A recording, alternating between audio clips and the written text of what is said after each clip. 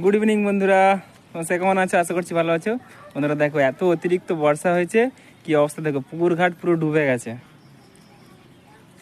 এই দেখো পুকুরে, দেখো পুরো ভর্তি জল। এইদিকে দেখো পুরো পুকুরটা দেখো, পুরো জল ভরে গেছে। আমাদের পুকুর পুরো ডুবো ডুবো অবস্থা ভাব। আর এই জায়গাটা থেকে দেখাচ্ছি তোমাদের,